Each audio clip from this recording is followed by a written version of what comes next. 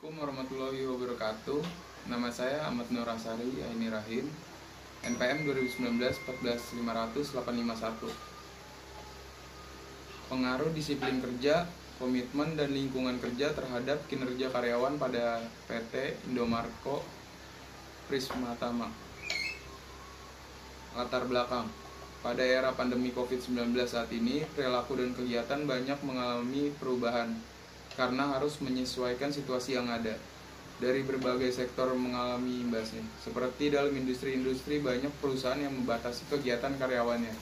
Hal tersebut merupakan salah satu imbas pandemi COVID-19.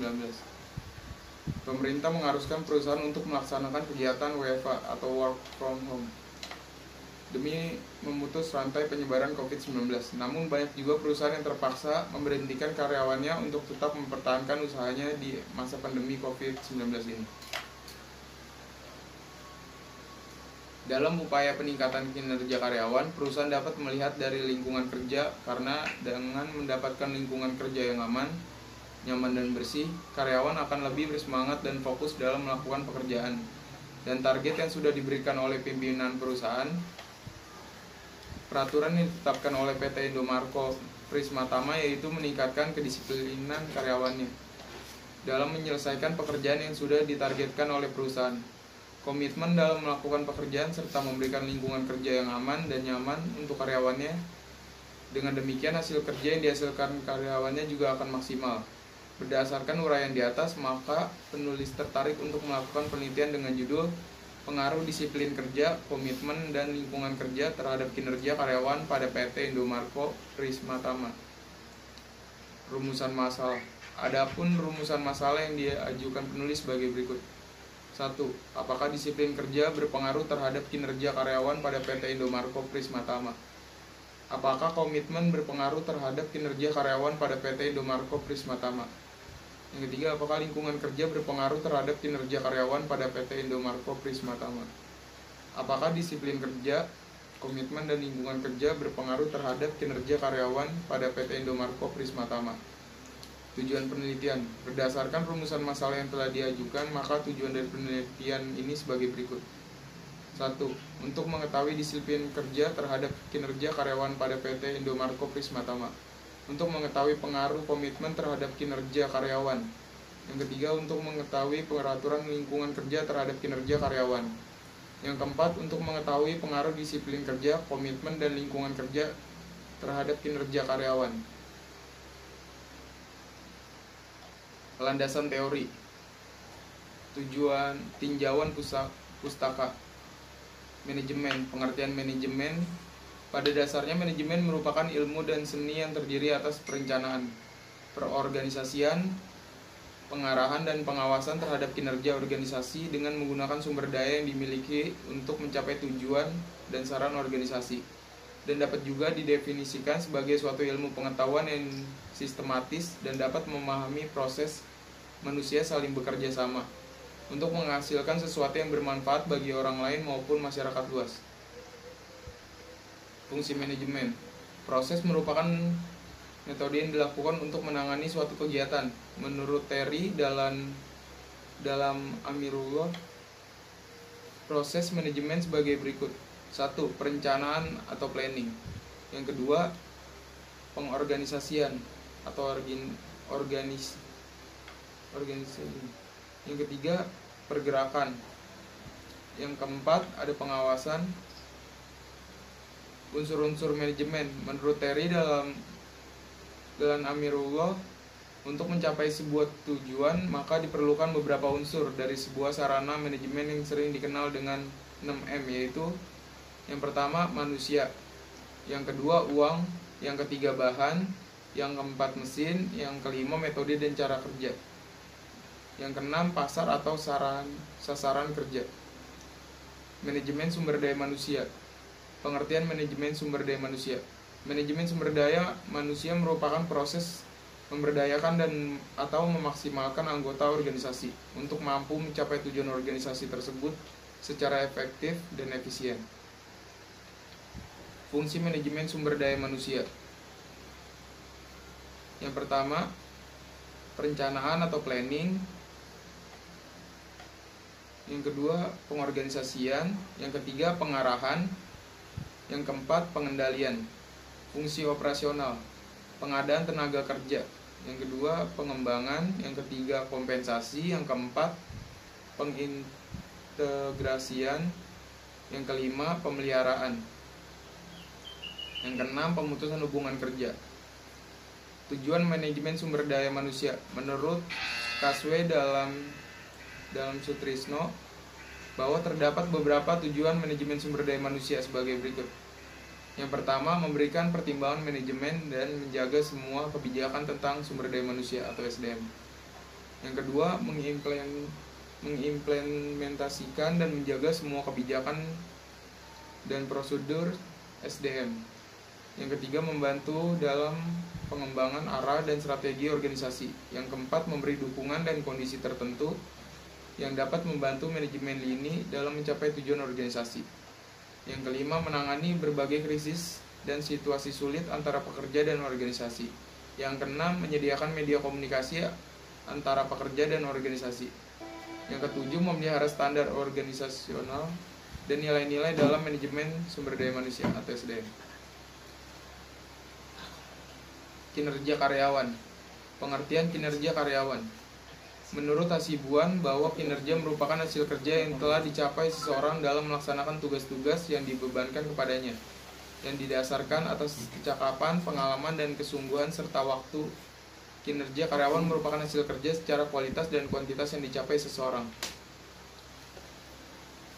Faktor-faktor yang mempengaruhi kinerja. Menurut Mangkunegara, ada beberapa faktor yang dapat mempengaruhi pencapaian kinerja, antara lain: 1. Faktor kemampuan.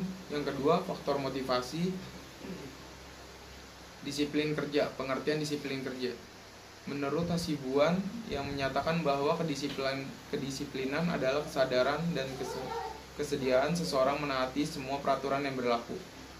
Setiap karyawan memiliki tingkat kedisiplinan yang berbeda dan dapat mencerminkan seberapa besar tanggung jawab seorang karyawan atas pekerjaan mereka. Disiplin kerja ini juga dapat meningkatkan antusias karyawan untuk bekerja sama mencapai tujuan perusahaan atau organisasi. Jenis-jenis disiplin kerja. Menurut Mangkunegara mengemukakan bahwa bentuk disiplin kerja yaitu: yang pertama, disiplin preventif. Yang kedua, disiplin korektif.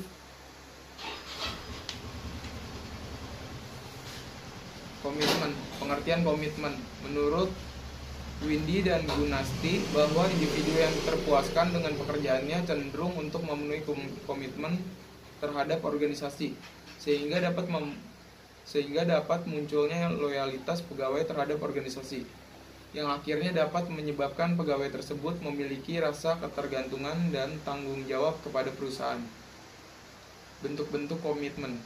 Menurut Mayer dan Allen dalam Sudaryono mengemukakan bahwa ada 3 dimensi dalam komitmen kerja pegawai, yaitu: yang pertama, komitmen afektif.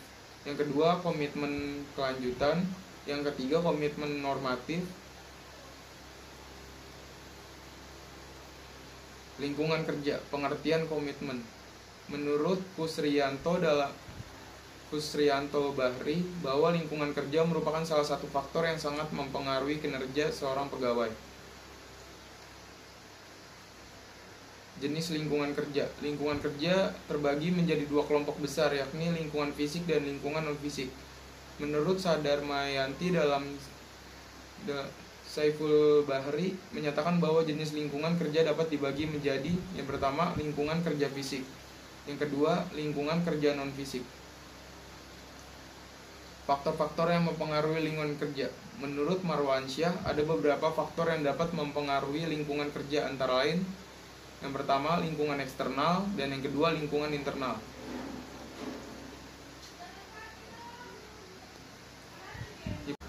Metode penelitian. Waktu dan tempat penelitian. Tempat penelitian dalam penulisan ini, penulis melakukan penelitian pada perusahaan PT Indomarko Prismatama, Jalan Ancol Barat 8 nomor 3, Kecamatan Pademangan, Jakarta Utara. Waktu penelitian.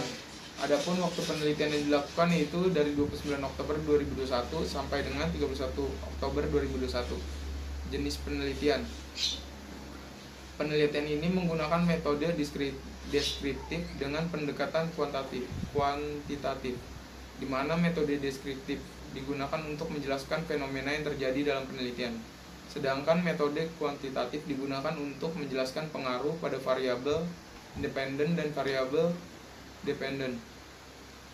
Jenis data. Dalam penelitian ini penulisan menggunakan dua jenis data, yaitu data primer merupakan data yang dibuat oleh peneliti yang bermaksud untuk menyelesaikan permasalahan yang sedang ditangani, dan data sekunder merupakan data yang telah dikumpulkan untuk tujuan selain menyelesaikan masalah yang sedang dihadapi. Populasi dan sampel penelitian. Yang pertama, populasi.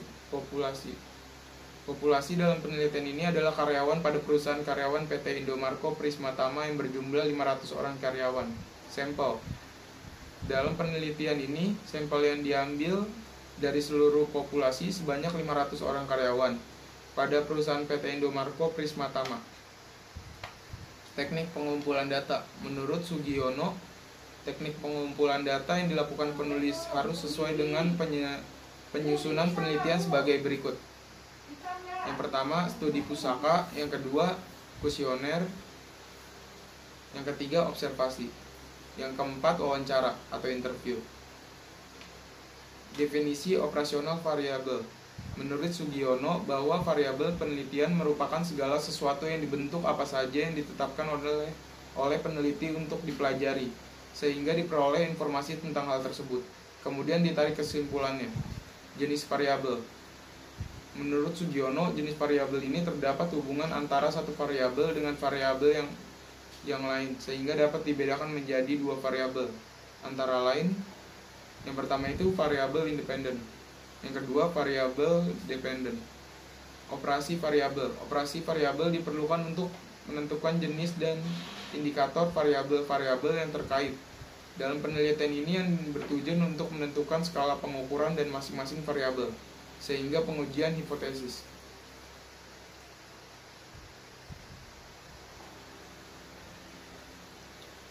Teknik analisis data. Uji validitas. Untuk dapat mempermudah pengujian validasi dan reliabilitas pernyataan pada penelitian ini, menentukan garis regresi serta pengujian hipotesis penelitian dengan menggunakan alat bantu SPSS. Uji reliabilitas. Uji reliabilitas merupakan alat untuk mengukur kuesioner yang merupakan indikator dan variabel. Uji asumsi klasik. Uji normal. Yang pertama, uji normalitas. Yang kedua, uji heteroskedasitas. Uji multikolinearitas. Yang keempat, uji autokorelasi. Uji hipotesis. Yang pertama itu uji parsial. Pada dasarnya menunjukkan seberapa jauh pengaruh satu variabel independen secara individual terhadap variabel dependen. Uji F ini digunakan untuk mengetahui pengaruh bersama-sama variabel bebas terhadap variabel terkait. Apabila F hitung dikurang F table dan probabilitas nilai signifikan lebih 0,55, maka HO diterima dan H2 ditolak. Berarti tidak ada pengaruh positif dan signifikan antara variabel independen secara bersama-sama, variabel bebas terhadap variabel terkait. Apabila F hitung F table dan probabilitas atau nilai signifikan 0,5, maka HO ditolak dengan H2 diterima. Berarti ada pengaruh positif dan signifikan antara variabel independen secara bersama-sama terhadap variabel dependen. Terima kasih.